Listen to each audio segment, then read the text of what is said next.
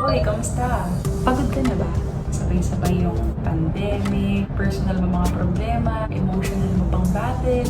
Medyo unconventional tong i-share ko. Pag worn out ka na, I encourage you to work out. Worn out, work out.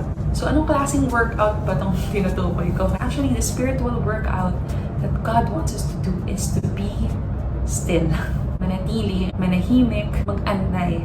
Psalm 119 verse 81 says, I am worn out waiting for your rescue, but I have put my hope in your word. So ilang bagay lang ito na gusto kong i-share on how to do the worn out workout. Promise, hindi ito nakakapagod. Number 1 is release by weeping your heart out. My eyes are straining to see your promises come true.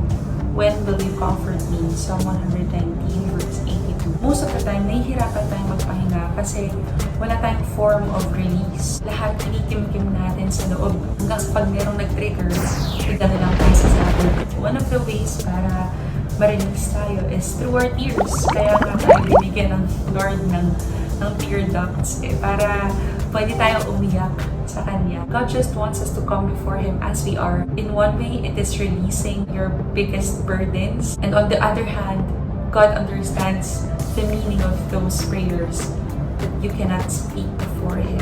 Release mo na yan. Huwag mo nang pigilin. Number 2 is to remain in His Word.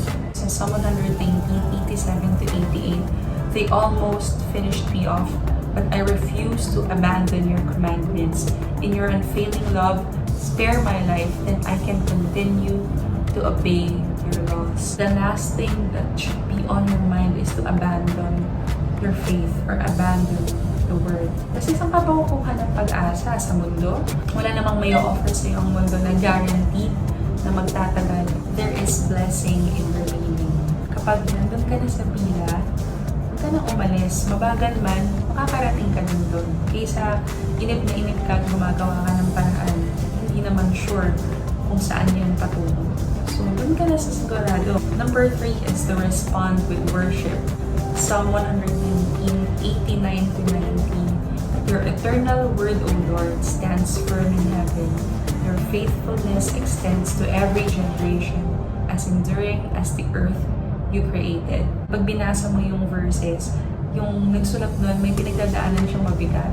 Hinahabol siya ng mga kaaway niya. Sa kalagitnaan ng pagrereklamo niya na yun sa Lord, sa kalagitnaan ng pagtatanong niya, nasabi pa rin niya na, oo nga pala Lord, yung salita mo hindi pala nagpapago.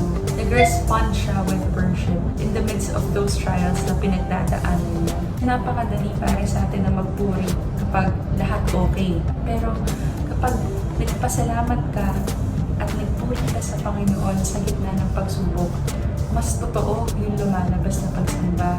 Kasi pinipili mo tingnan kung sino si Lord, hindi yung sitwasyon mo. Number 4 is recall your wins over your losses. Kung meron ka mang ito-throw back sa buhay mo, huwag na yung ex mo or yung mga masasamang nangyari sa'yo. Recall your wins, recall your victories, recall the miracles that God has done in your life. And that will encourage you in your future battles. Psalm 119 verse 92. If your instructions hadn't sustained me with joy, I would have died in my misery. Inalala nung nagsulat nito na, oo nga no, kung hindi pala ako sinustain ng instructions ng Lord way before, wala na ako ngayon, dead sa ako.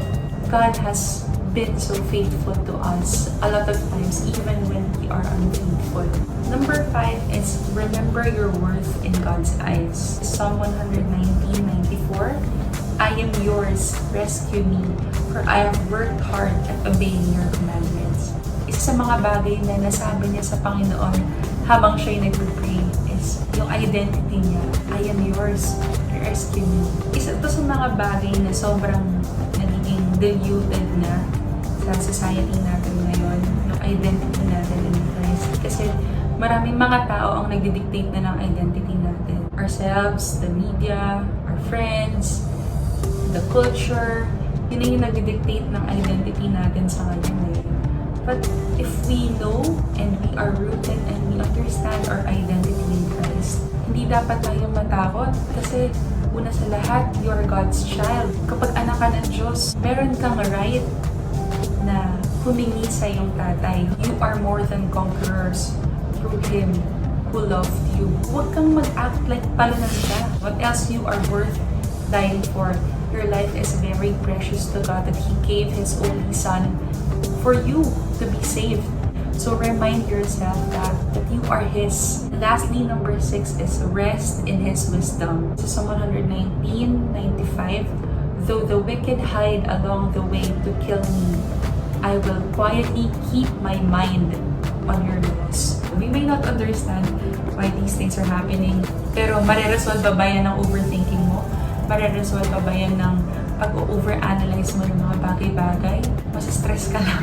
You just have to rest in His wisdom. Quietly keep your mind on His laws. Sabi pa nga dun sa verse 96, even perfection has its limits, but your commands have no limit. Bakit pa tayo mag-aalala kung God's commands even exceed perfection? We will always have our whys in this world, and some of these whys will not be answered maybe in this lifetime, baka sa kabilang buhay na masagot, pero hindi dapat yun yung maging dahilan para tumalikod ka sa wisdom ng Panginoon. I'd like to end with this verse in Matthew chapter 9 verses 16 to 17. No one sews a patch of unshrunk cloth to an old garment, for the patch will pull away from the garment, making the tear worse. Neither do people pour wine into old wineskins. If they do, the skins will burst, the wine will run out, and the wineskins will be ruined. No, they pour new wine into new wineskins, and both are preserved. If you feel worn out sa season na to, God is actually allowing you to be worn out. Bakit? Because God wants to renew you. God wants to pour out yung new wine niya sa buhay mo. So God allows the wearing out of ourselves nang sa gayon ay mabago ka niya at gawin ka niyang ready for the new wine, for the new outpouring that He will do for your life. It is not just an outpouring of blessings, but more importantly, it is an outpouring of His Spirit. Merong revival na mangyayari sa buhay mo. And the old wineskins cannot handle the new thing that God will pour out in your life. If you're worn out, that's okay. If you're tired, if you're mentally exhausted, yan ay inaalaw ng Lord para mabago ka niya. And allow that process of renewing and pruning, tearing away of our old selves. And that will prepare us for that overflow na inaasahan natin. God is not yet done with us. Work out that faith by being still before the Lord. Alalahanin lang natin that we have a living hope, and that hope has a name, and His name is Jesus. God bless!